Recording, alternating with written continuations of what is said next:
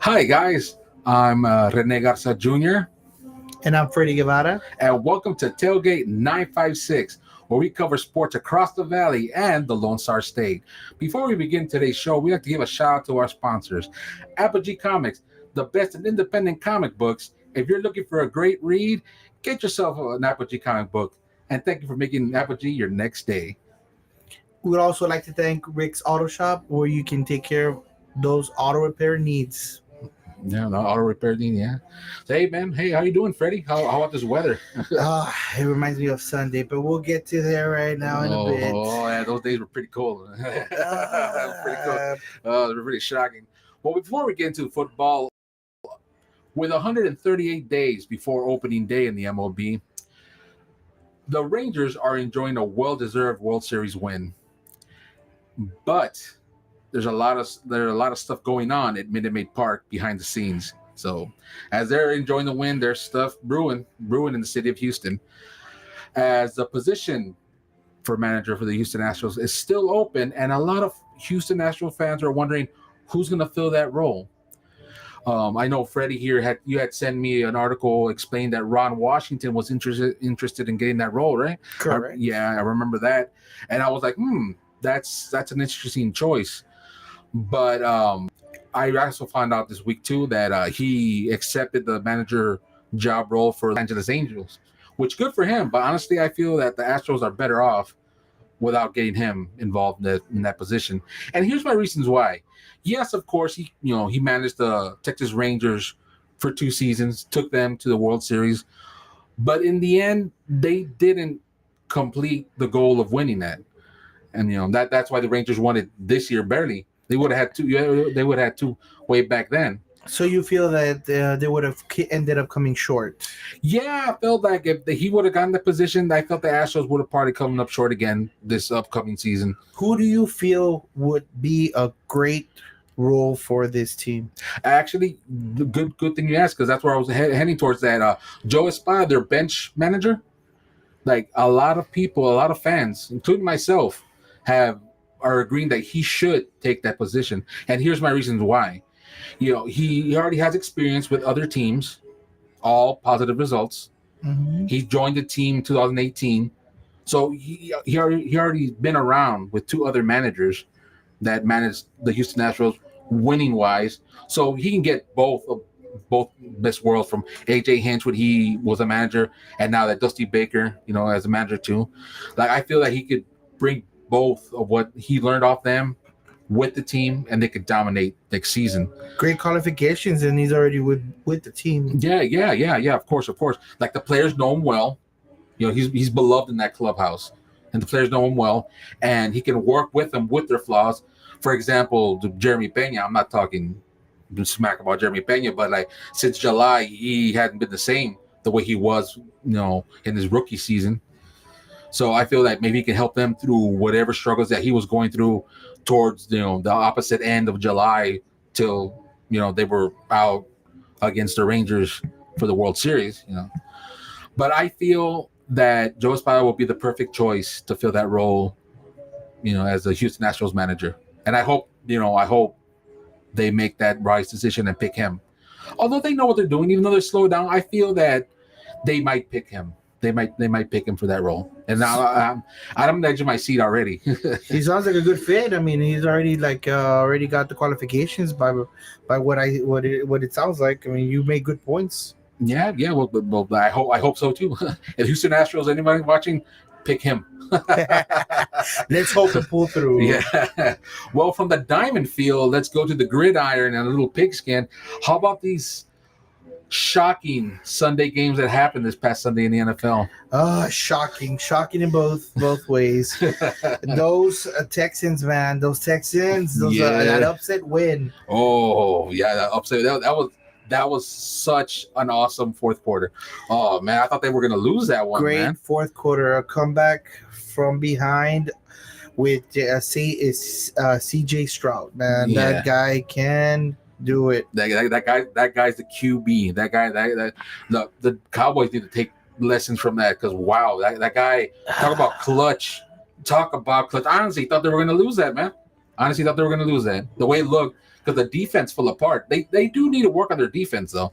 They do, because that was like disappointing the way they let Tampa Bay just like dominate those last few seconds of the fourth quarter with 470 yards with C.J. Stroud. Offensive. I mean, I'm gonna be honest. The defense can probably stay back and watch them play. For real, man. For real. Oh man, those last two drive clutch plays, man.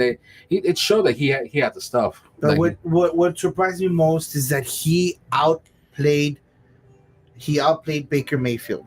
oh, Baker Mayfield. I know he's had a tough season this year, but you know what? He's a veteran. He's already been here for a while. Been in multiple and a lot of teams, I might add. But I mean, considering that CJ is a rookie, I mean, and on top of that, the ball and everything was on his hands, and he went ahead and did it for the Houston Texans. Yeah, he did those two last drives, like, and that touchdown. It just proves that he has the stuff, to be a quarterback, and I'm really happy that he's with the Texans. I'm glad as well. I'm very eager to see the next few games and how he goes ahead and matures with the team and what he goes ahead and does with them.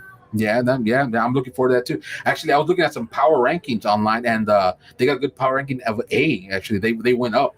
And I'm glad they did, because like these past other seasons, since the JJ Watt era, since the Hopkins, since they were there, like the Texans, they looked like a dominating team before, and like these past couple of seasons, they seem to have, slowed down on the part. They become like sort of a punchline to them. But I honestly, I wasn't a fan, but CJ Stroud made me a fan of the Houston Texans. I stand by that. Yeah, they become a bit irrelevant, but nonetheless, I think CJ will pick that up. He will definitely go ahead and make people watch, because he's something special. He is something special. I'm eager to see his future games. Like I said, I really will. I am really eager to see what he's gonna go ahead and come into. Hey, we never know. Yeah. See him in the playoffs. Oh, it's looking like that. But you know what? I feel like, they proved that they're a force to be reckoned with this team, like this past Sunday.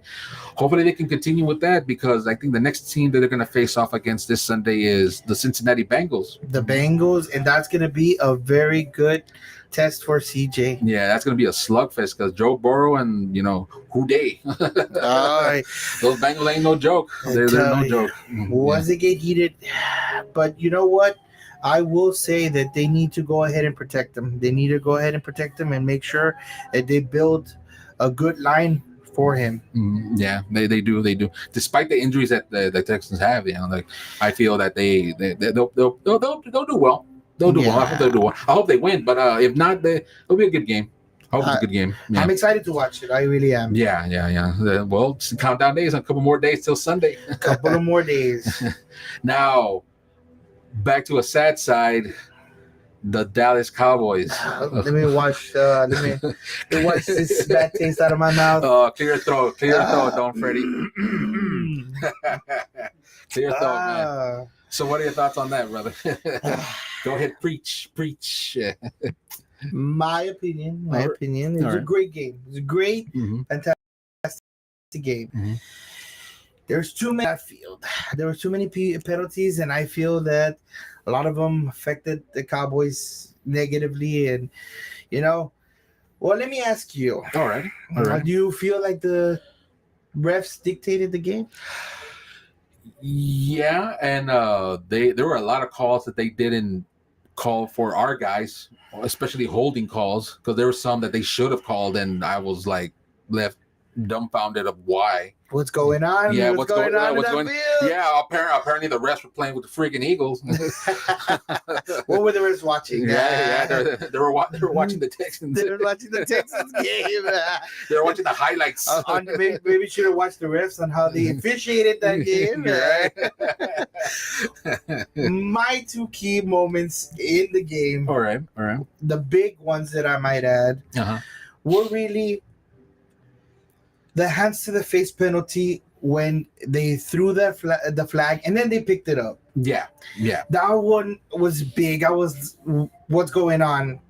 my mind, I was like, we're all over the place. Yeah. Apart from Furious, I was just like, what's going on here? Yeah. Why are you picking that up? And then I see a replay of a penalty being committed. Yeah. Yeah.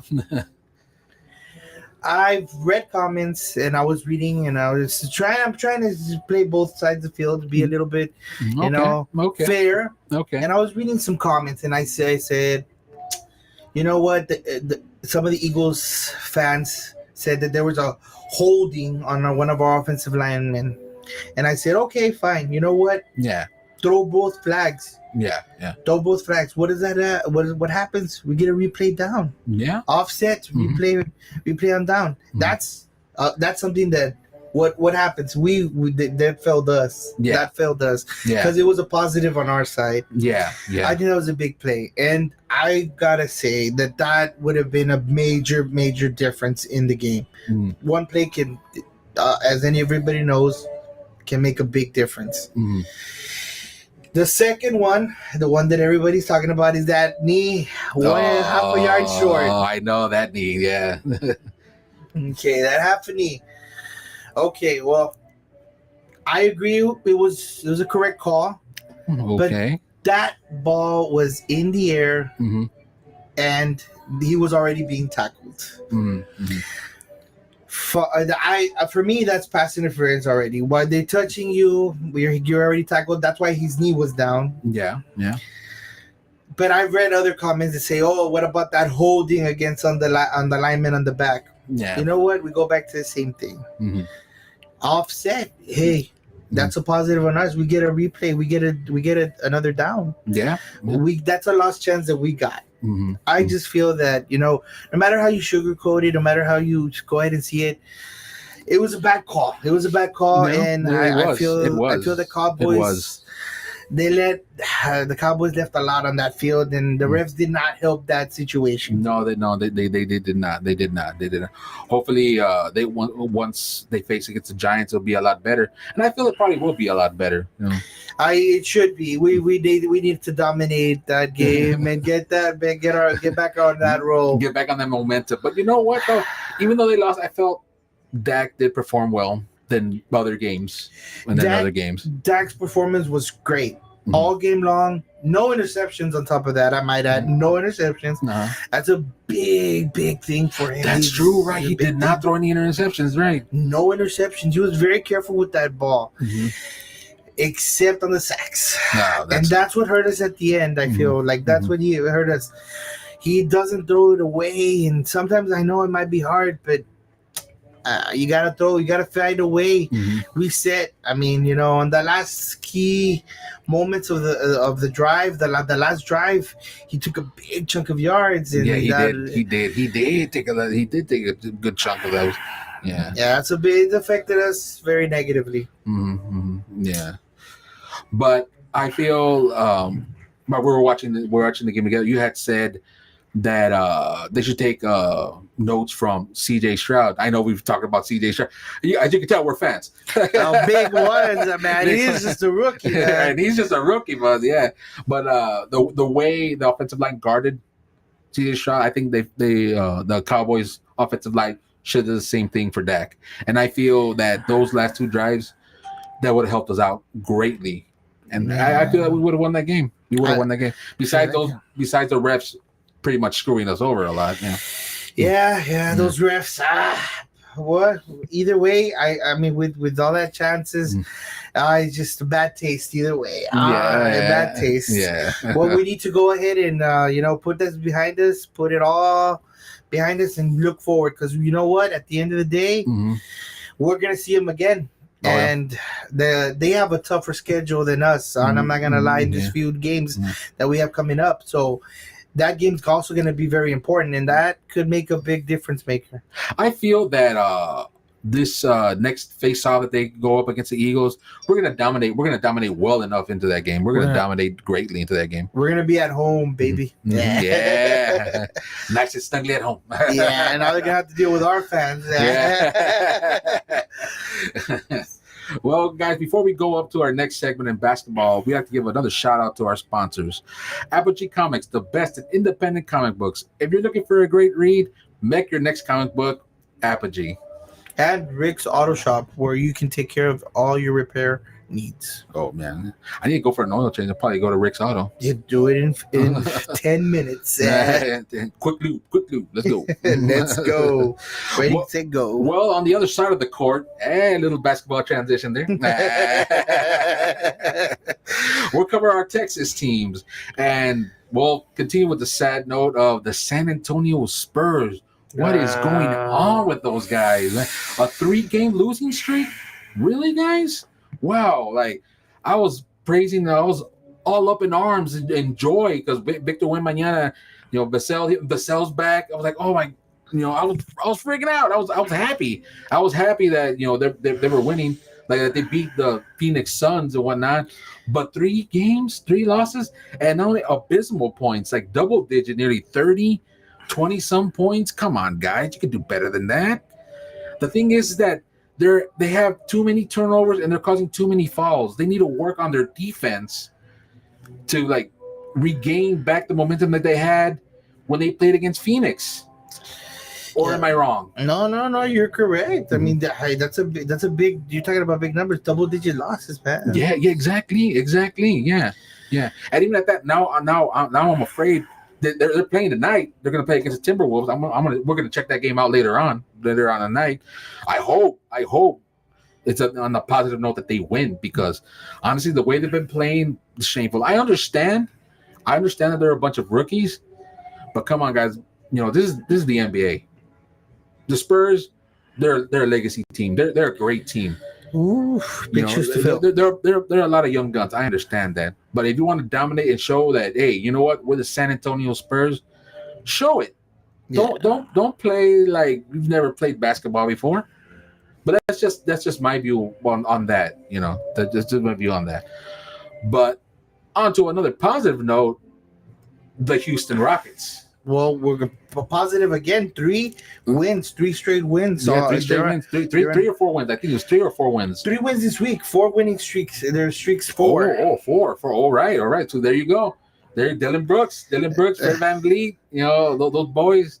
Woo. Houston Fever, man. What are they feeding them boys over there? Exactly. Yeah, they need to take the San Antonio needs to, like, watch some of those games and see how they work solidly together. That's for sure. Going back a little bit on the Spurs, I just feel like they just need to utilize Victor a little bit more better. That's all. I think that I mean, honestly, that's what they need. But you're right. They need to go ahead, and they can't be taking those double-digit losses. I mean, over here, they need to be taking double-digit wins, just like the Rockets. Yeah. And you know what? I agree with you. They need to utilize Victor more, actually. Yeah, they do. I think he's played a little bit of minutes. I think they need to use him more and work on their defense a lot more. Yeah. And stop committing so many fouls. Man. Oh, man. Gee, golly. Like, I mean, I can see Houston. It's not the same point. Houston has a lot of players. Yeah. I mean, a lot of players that they can go. VanVleet, St. Green. Yeah. And you got what, Jalen Green? Yeah, Jalen Green also. Yeah. I mean, top performances by both of them. They got a lot of weapons. Spurs look like Victor's the one that's right there. And although they're rookies, like you said, I mean, they need to come up and make stars. They don't have a lot to go for. I like I said, they just need to sharpen their tools a lot better. And I would be satisfied that if they just make the playoffs. I know they're not going to go to the finals. They still have a lot, to learn from. And if they go to the final, woo, that's gonna be a good. That'd be good. Yeah, it's gonna be a positive. But if they don't, that's all right. Even at that, I expect the Houston Rockets to go even further. I have more confidence in the Houston Rockets going to the finals than I do the San Antonio Spurs. The way they've been dominating these games, who wouldn't? Yeah. Who would? You'd be crazy not to go for them. They also played tonight, actually, against the New Orleans Pelicans. Actually, if I'm correct. Yes. Tonight. So I expect another win. Because what was the score that they played against the last game? Was it against the Lakers? Against the Lakers, 94-128. Ooh, look at that. Man. Those digits, man, dominating numbers. Yes, dominating numbers. Yes, completely all around. Yet we couldn't keep our minds off the Lakers. Hey, I hope they proved that in Texas NBA that we're no joke. Texas is no joke. Yeah, I exactly. think the Lakers got that. Yeah, oh yeah, they learn. That's for sure. They learn. LeBron learned something that day. Oh yeah, exactly. Yeah. So how about the Mavericks, man? How about the Mavericks? Those Mavericks. This is not that bad. Two wins, one loss this week. Oh, They're doing good, okay. but that loss, man, that loss is. Mm. It was too short. I mean, But how much they lose by?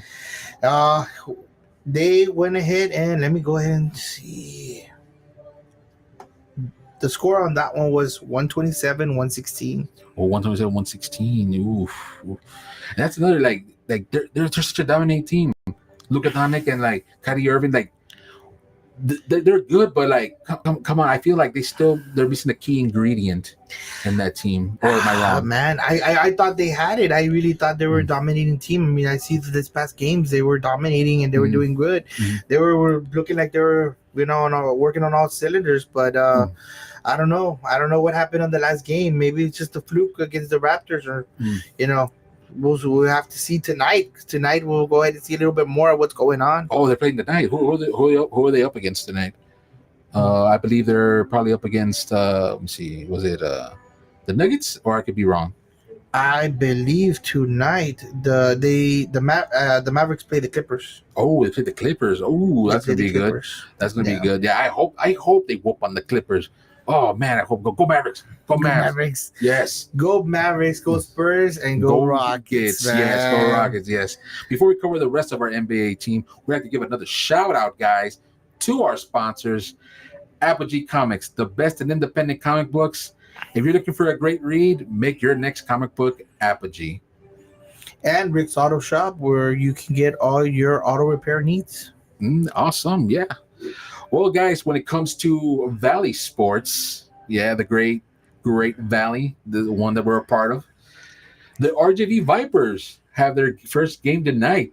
Wishing them the best of luck. I know they can go ahead and do it with a dominating season that they had. Yeah, they had a great season last season, man. They went the distance. They did.